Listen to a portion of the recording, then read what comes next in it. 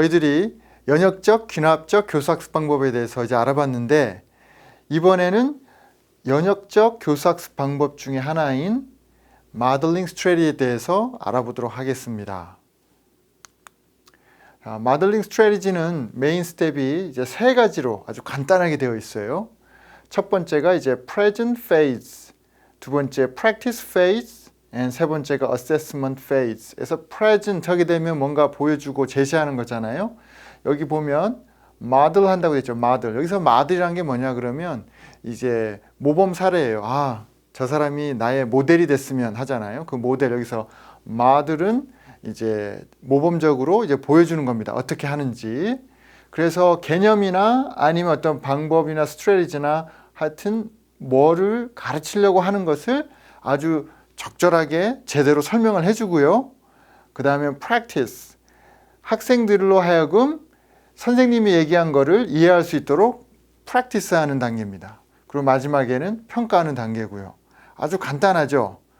지금 아마 한국에서도 우리가 수업을 하게 되면 다양한 형식이 있겠지만 아마 이런 형식이 많이 하고 있을 거고, 미국 현장에도 가보면 사실 거의 대부분의 수업이 모델링 스트래티지를 따라 해요. 선생님들이 다 설명을 해서 이렇게 하는 거야 라고 해서 설명해 주고 학생들한테 한번 해보라 그러고, 그 다음에 학생들이 이제 익숙해지면 나중에 평가하고 이렇게 되어 있습니다.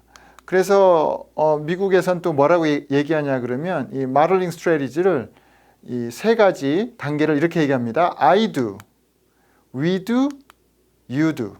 이때 I는 선생님이죠. 선생님이 할게 해서 선생님이 하는 거예요. 다 설명해 주고 보여주고, 그 다음에 함께 하자, we do. 함께 해가지고 학생들이 소그룹으로 나눠서 할 수도 있고 전체 그룹으로 해서 하고, 마지막에 you do. you do는 individually, 각각의 학생들이 실제로 자기 스스로 한번 해보는 거죠. 그래서 모델링 스트래티지 메인 스텝이 이렇게 세 가지로 되어 있다라는 것이고, 이게 연역적인 교수학습 방법 중에 대표적인 방법입니다. 이게 왜 연역적일까요? 뭐 아시겠죠? 처음에 이제 그 present phase에서 개념을 제대로 구체적으로 잘 설명해 줘야 되기 때문에 이 개념 도입이 제일 첫 번째로 들어옵니다. 그래서 연역적인 교수학습 방법입니다. 자, I do, we do, you do. 가끔 헷갈리시면 이렇게 외우시면 더 빨리 외우실 수도 있을 거예요. 자, 그러면 한번 이 모델링 스트래티지에 있어서 중요한 엘리먼트, 요소들이 어떤 거 있는지 한번 보도록 하겠습니다. 하나 제가 말씀드릴 게 있는데요. 연역적, 귀납적 교사학습 방법에 대해서 말씀을 드리면서 연역적인 방법은 잘못된 거고 귀납적인 방법은 잘된 거고, 이것을 얘기하는 건 아닙니다. 교사로서 저희들이 수업을 연역적으로도 할 수 있고 또 귀납적으로도 할 수 있는 그런 베테랑 교사가 돼야 되지 않겠습니까? 그럼 연역적으로 했을 때 항상 이게 연역적인 게 뭔가 잘못되고 재미가 없는 수업을 얘기하는 게 아니라, 연역적이지만 그거 역시 의미가 있고 재미있고 효과적인 수업이 돼야 되지 않겠습니까? 그래서 이런 요소들이 있습니다. 여러분들이 잘 참고하면, 이런 것들을 잘 참고해서 여러분 수업에 적용을 한다고 하면 비록 연역적인 수업이지만 그 나름대로의 그 목표를 달성하기 위해서 아주 효과적이고 의미 있는 수업을 만들 수 있다, 이런 얘기죠. 자, 첫 번째는 뭐냐 하면, 연역적인 수업의 장점이 교사 중심이기 때문에 교사가 세팅만 잘하면 교사가 원하는 대로 이끌어 갈 수 있잖아요. 그래서 제일 중요한 게 이 개념을 브레이크다운을 잘 하셔야 돼요. 이 커다란 덩어리의 개념을 설명을 해야 되는데 차근차근 아주 논리적으로 잘 설명을 하기 위해서는 그걸 브레이크다운 해가지고 정렬을 잘 해야 되겠죠. 그래서 아주 명확하게 이 present phase에서 제일 처음에 잘 이제 제시를 해주면 학생들이 이해를 도울 수 있지 않을까 싶습니다. 그래서 개념 설명이 중요해요. 이 부분에 있어서는 개념을 선생님이 설명하는데 약간 오락가락하고 헷갈리고 학생들이 얘기를 들으면서도 지금 무슨 얘기하고 있지? 라고 해버리면 이건 절대 이제 효과적인 수업이 될 수 없다라는 것이고요. 그리고 학생들이 교사가 아무리 말을 잘하고 논리 정연하게 얘기를 해도 이게 5분, 10분 계속 말만 교사가 얘기하게 되면 학생들이 피곤합니다. 이게 피곤해서 인지 능력이 떨어져요. 그래서 멀티센서리 인스트럭션. 그래서 그림도 그리고 그 다음에 오디오라든지 영상이라든지 텍타일 이렇게 학생들이 뭔가 만져볼 수 있는 매니퓰레이티브스라든지 아니면 카이네릭 같은 거 학생들이 실제로 움직인다거나 이렇게 학생들로 하여금 멀티 센서리 여러 가지 감각을 이용할 수 있는 거를 요소에 집어넣어주면 보다 더 효과적일 수 있겠다라는 것이고요. 그 다음에 중요한 게 이제 하이 레벨 인터랙션입니다. 학생과 교사의 인터랙션. 교사가 설명을 할 때 끊임없이 질문을 하셔야 돼요. 그냥 학생들이 듣던 말든 계속 설명하는 게 아니라 중간에 어떻게 생각하니? 그럼 이렇게 되겠지? 저렇게 되겠지? 그러니까 이렇게 되는 거고 저렇게 되는 거고 하면서 끊임없이 학생들한테 질문을 주고받고 하면서 교사가 think aloud. think aloud는 뭐냐 하면 교사가 쓰는 거, 하는 거 이걸 말로 다 설명을 하는 거예요.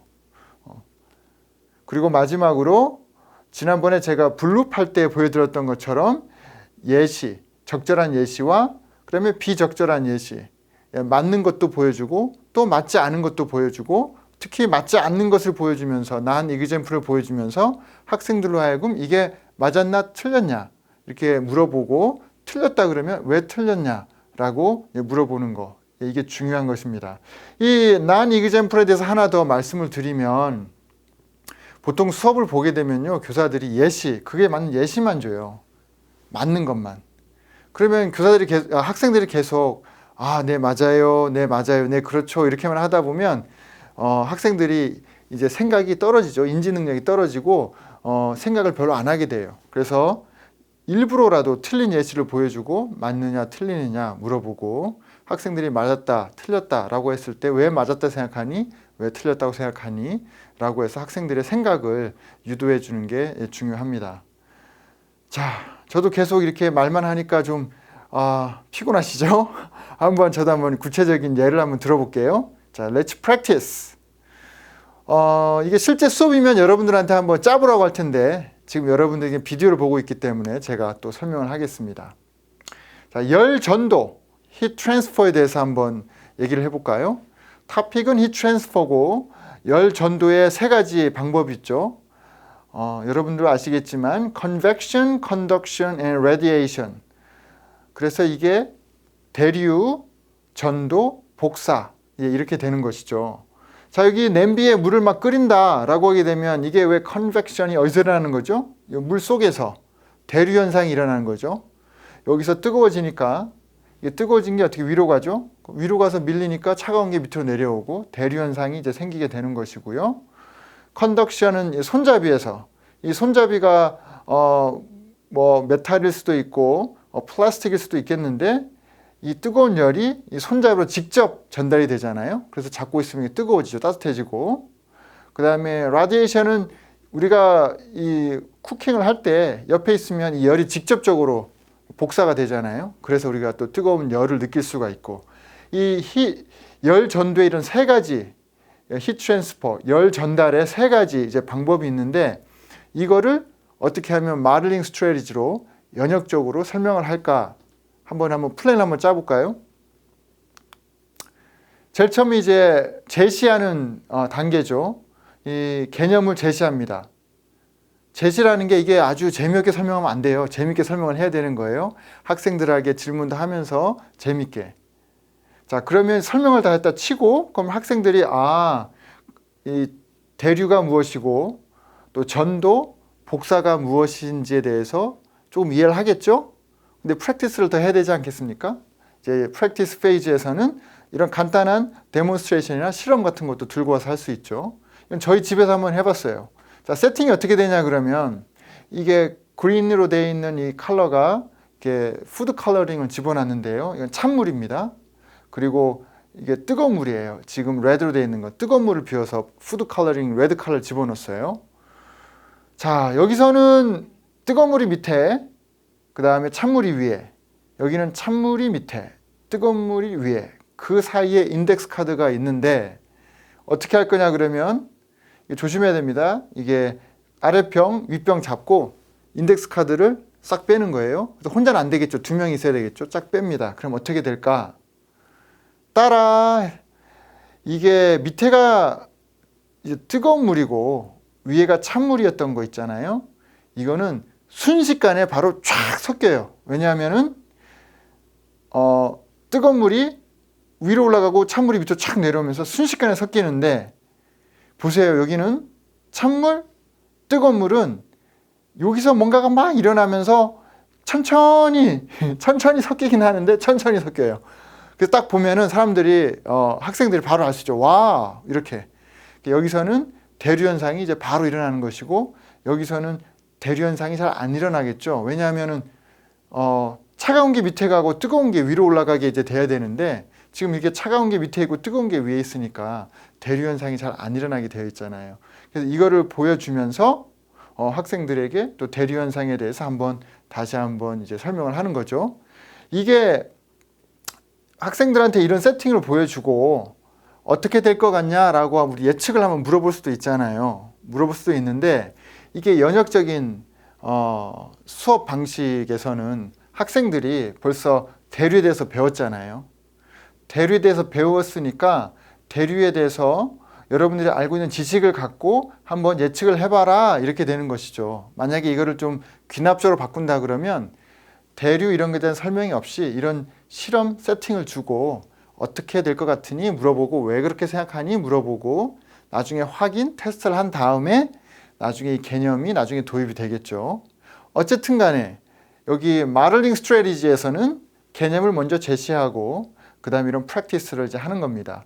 자, 여기 얘는 이제 대류만 갖고 왔어요. 이제 여러분들이 여러 가지 예로 뭐 컨덕션이라든지 라디에이션 예를 들어서 프랙티스를 여기서 더 하면서 학생들이 이 개념을 이해할 수 있도록 도움을 줄 수도 있죠. 자, 이런 활동은 또 핸즈온이잖아요. 핸즈온. 직접 애들이 뭔가 해보는 거잖아요. 조작하면서. 핸즈온이지만 여전히 이 교수학습 방법은 뭐다? 연역적이다. 그거 한번 다시 리마인더 해드리고요. 자, 마지막 단계, 이제 평가 단계. 평가 단계 여기 보면 여러 가지 우리 실생활에서 볼 수 있는 예시를 주고, 어떤 열 전달의 방식을 썼는지, 어떤 열 전달의 방식이 이루어지는지 한번 찾아보자라고 해가지고, 베이킹 하는 거, 드라이어, 뭐 다리미 이런 거에 따라서 이게 대류인지 아니면 열 전도인지 아니면 열 복사인지, 이걸 한번 이제 찾아보도록 해서 하는 거죠. 평가를 하면서 학생들이 제대로 이해하고 있나 안 하고 있나라고 이제 알아볼 수가 있겠습니다. 자, 사실 우리가 나중에 제가 귀납적인 교수학습 방법, 이제 탐구학습 교수학습 방법을 이제 더 말씀을 드리겠는데요. 이 현장에서는 마들링 스트래티지를 가장 이제 지금 많이 쓰고 있다는 것이고, 마들링 스트래티지, 연역적 방법을 사용하면서도 여러분들이 아주 효과적으로 수업을 잘 할 수 있다고 하면 참 좋은 것이죠. 그렇게 돼야만 됩니다. 그렇게 되고 그 다음에는 또 귀납적으로도 수업을 아주 재미있게 잘할 수 있다라고 하게 되면 모든 사람들이 여러분의 수업을 보고는 참 수업을 잘하네, 정말 훌륭한 교사다라고 이제 말씀을 할 거예요. 그러면 제가 대충 이 정도로 연역적 교수학습 방법의 하나인 마들링 스트래티지 3단계 제시하고 다시 연습하고 평가하는 거, I do 교사가 하고, we do 함께 하고, you do 학생들이 하는 단계, 마들링 스트래티지에 대해서 말씀드렸습니다. 네, 방금 이제 마들링 스트래티지에 대해서 설명을 했습니다.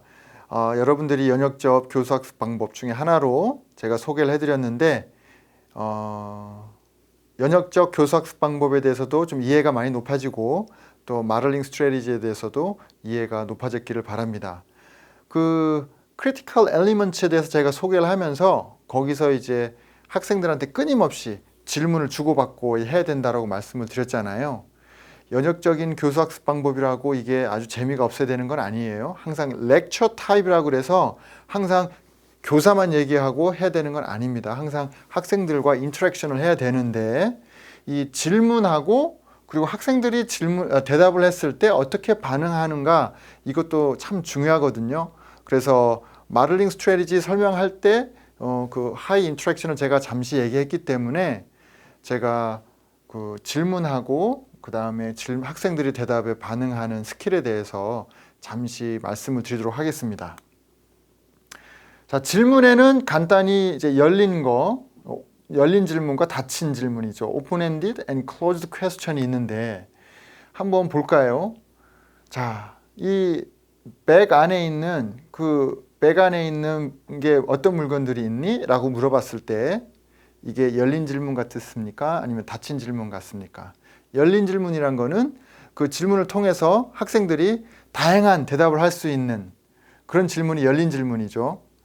닫힌 질문은 네 이름이 뭐니? 라고 했을 때는 질문 닫혀 있잖아요. 답이 하나밖에 없잖아요. 한 두 개 정도로 딱 정해져 있는 거, 그게 닫힌 질문입니다.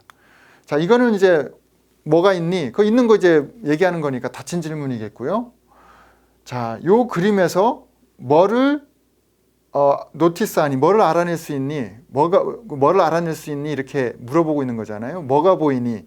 라고 했을 때 그 그림에 대해서 보면서 학생들마다 보는 게 다 시시각각 이게 틀릴 수가 있기 때문에 이거는 열린 질문이라고 볼 수 있겠죠. 자, 식물 이 두 개가 지금 여기 있는데 두 그루가 있는데 어떻게 틀린 것 같니? 라고 물어본다 그러면 이거는 열린 질문 같습니까? 닫힌 질문 같습니까? 예, 저도 열린 질문 같습니다. 그러면 Have you ever seen this diagram? 이런 도형을 본 적이 있어요? 그럼 학생들이 네 또는 아니요 라고 얘기하겠죠? 예, 닫힌 질문. 왜 이런 일이 벌어졌다고 생각하니? 왜 그렇게 됐을까? 라고 물어본다 그러면 이게 학생들이 생각하는 거에 따라서 해석하는 거에 따라서 다양한 대답을 할 수 있기 때문에 이것도 열린 질문이라고 생각됩니다. Who wrote this book? 이게 누가 이 책 썼니? 자, 종이 기원은 누가 썼을까요? 찰스 다윈이 썼습니다. 몇 년도에 썼을까요? 이런 질문은 닫힌 질문이 되겠죠. 자, 열린 질문과 닫힌 질문에 대해서 좀 구별이 가시죠? 그럼 제가 이걸 왜 설명하고 있을까요? 네, 맞습니다. 우리가 질문을 할 때 yes, no 내지는 딱 답이 정해진 질문만 하는 닫힌 질문만 할 게 아니라 열린 질문도 해야 된다. 그렇다고 또 열린 질문만 너무 하면은 수업이 진행이 안 돼요. 왜냐하면 열린 질문하게 되면 다양한 리스폰스가 오기 때문에 그 또 반응을 해줘야 되잖아요. 학생들한테. 그러다 보면은 시간이 또 많이 지체가 되기 때문에 항상 열린 질문만 해야 되는 것도 아닙니다. 어떻게? 적절하게 밸런스를 맞춰서 열린 질문과 닫힌 질문을 함께 해야 된다.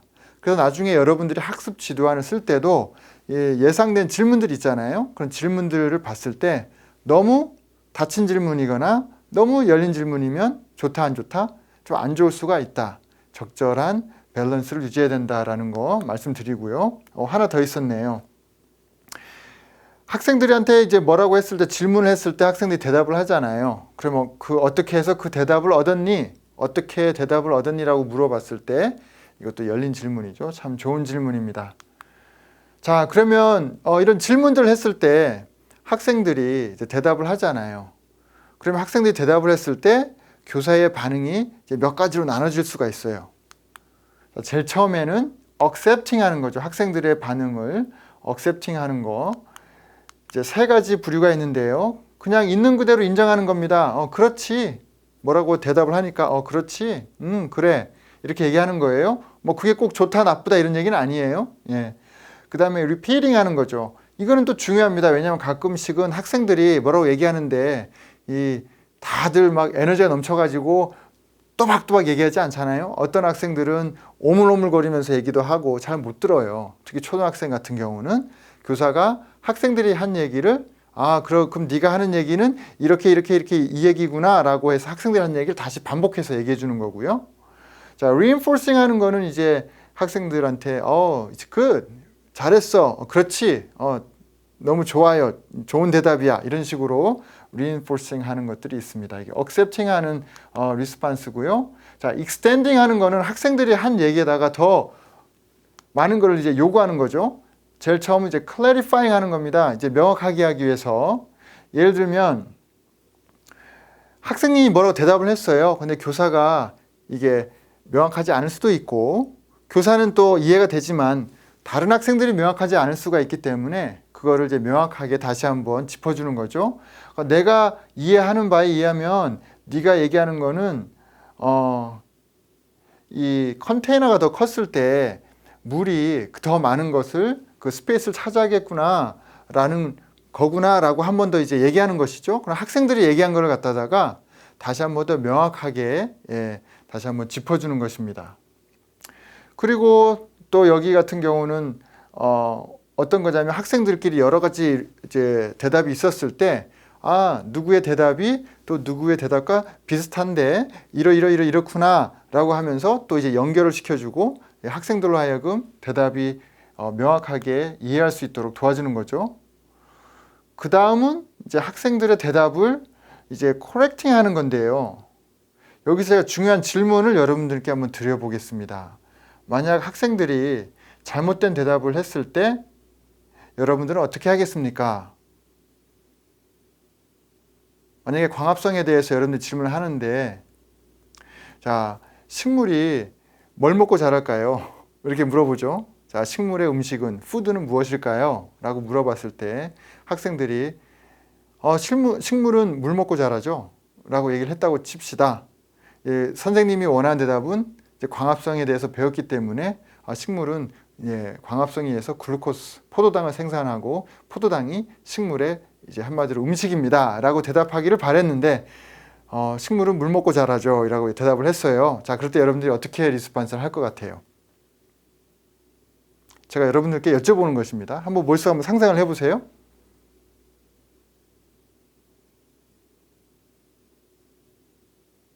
이게 참 중요한 질문인데요. 왜 그러냐 그러면 미국에서는 교사들이 학생들이 그 상처받을까 봐 틀렸어 이렇게 얘기를 안 해요. 그거 아닌데 틀렸어 이렇게 얘기를 안 한단 말이에요. 어떻게 얘기하냐 그러면 정말 그럴까?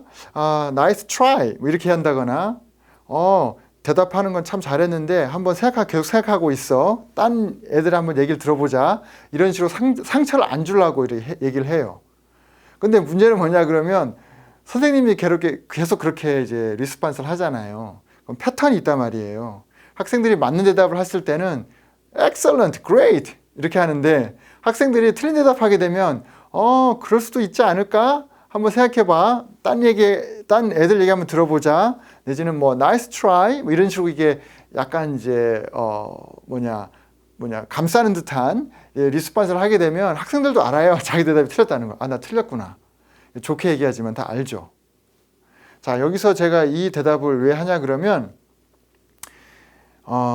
가장 좋은 리스폰스는 뭐냐 그러면 학생들이 잘못했거나 또는 학생들이 그 대답이 맞았을 때나 또는 틀렸을 때 사실 교사의 입장에서 학생들의 대답을 이제 평가하는 거는 제 개인적인 생각은 좋은 방법은 아니다라는 생각입니다. 왜냐하면 학생들이 대답을 했는데 맞는 대답을 했어요. 그럼 교사가 excellent, great, 맞아, 그렇지라고 하게 되면 만약에 다른 학생이 틀린 대답을 갖고 있다고 생각해봐요. 그럼 교사가 그렇게 반응을 하면 어떻게 될까요?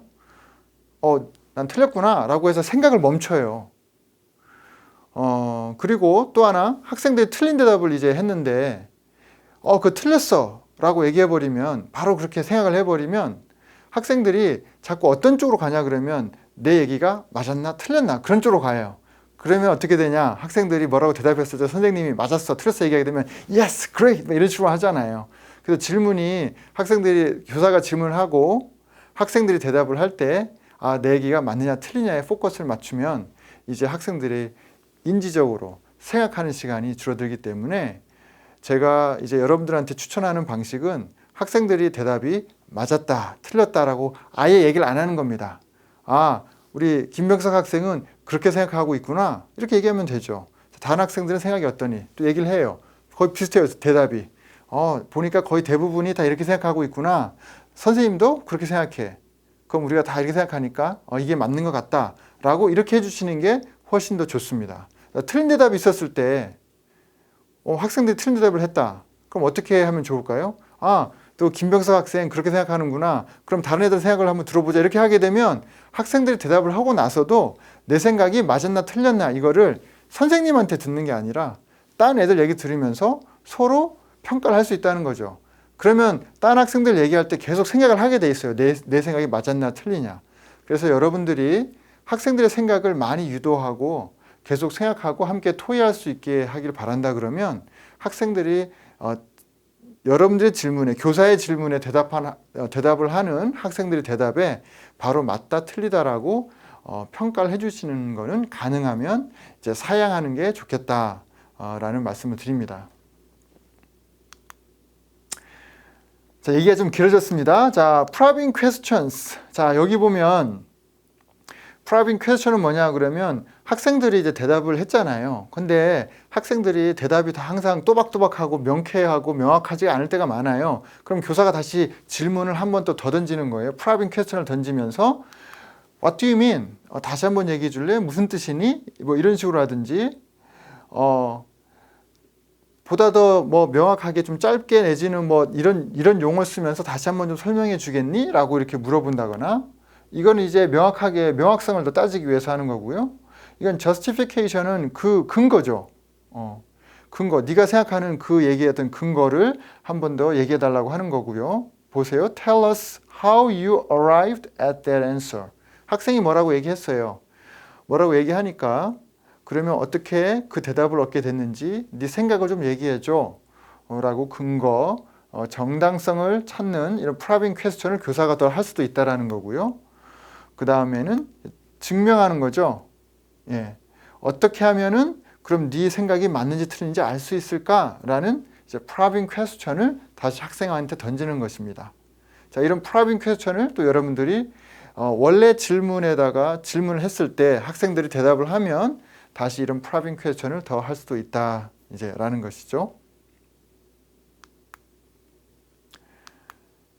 자, 그 다음에 마지막으로 이제 웨이 타임에 대해서 한번 알아보겠는데요. 이 웨이 타임에 대해서 들어본 적 있으세요?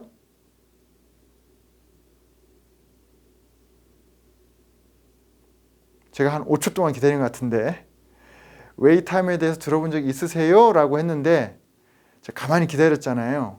그러면 들어본 적 없는데 라고 했을 수 있어요. 여러분이 순간. 근데 제가 계속 기다리고 있어요. 그러면 어떻게 돼요? 이거 알아야 되는 건가? 이거 들었었나? 더 계속 생각을 하게 되죠. 그게 웨이 타임입니다. 여러분들이 질문을 던지고 나서 학생들이 대답이 바로 안 와도 계속 기다리세요. 그게 웨이 타임 넘버 원이에요. 계속 기다리면 학생들이 생각하게 돼 있어요. 선생님 우리 대답을 기다리는구나 라는 것도 알고 계속 생각하게 되니까 여러분들이 웨이 타임 넘버 원을 한번 잘 써보시기 바랍니다. 요새는 뭐 이런 얘기를 별로 안 해요. 웨이 타임이. 옛날에는 이게 중요한 이제 아마 스킬이었었어요. 연구도 엄청 많이 됐었어요. 웨이 타임 그게 몇 초 동안 해야 또 학생들의 생각을 가장 많이 하게 할 수 있을까? 뭐 5초, 7초 막 이렇게 여러 가지 연구도 하고 그랬었습니다. 어쨌든 간에 가끔은 선생님들이 질문을 던지고 기다리셔야 된다라는 거 잊지 마시고요. 자, 웨이 타임 종류 두 번째입니다. 이거는 뭔가 질문을 하죠. 그럼 학생들이 또 대답을 해요. 그러면 또 딴 학생들이 또 대답을 할 수 있게 그냥 열어놔두시는 거예요. 그럼 학생들끼리 대답을 막 하죠. 또 서로가 얘기하면 또 거기에 또 반응도 하고 그걸 계속 기다려 주시는 거예요. 그게 웨이 타임 2입니다. 그래서 가끔은 선생님들이 적절하게 웨이 타임 넘버 1, 넘버 2를 질문하고 그 다음에 학생들이 대답에 리스폰딩 할 때 웨이 타임을 적절하게 한번 잘 사용해 보시면 좋겠습니다. 자, 이상으로 질문하는 거 그리고 학생들의 대답에 또 선생님들이 반응하는 거에 대해서 잠시 한번 설명해 드렸고요. 마들링 스트래티지 아까 배웠던 거 하이 인터랙션 그거 생각하시면서 여러분들이 나중에 학습 지도안 짤 때 한번 이 슬라이드를 한번 다시 참고하시면서 열린 질문을 하고 있는지 닫힌 질문을 하고 있는지 그리고 학생들이 대답을 했을 때 어떻게 리스폰스를 할 것인지 그리고 probing question 학생들이 대답을 했을 때 그게 명확하지 않다거나 또는 더 뭔가가 필요하다 그러면 어떤 probing question을 내가 하는 게 좋은지를 한번 고민해 보시면 여러분들의 수업이 훨씬 더 풍성하지 않을까 싶습니다.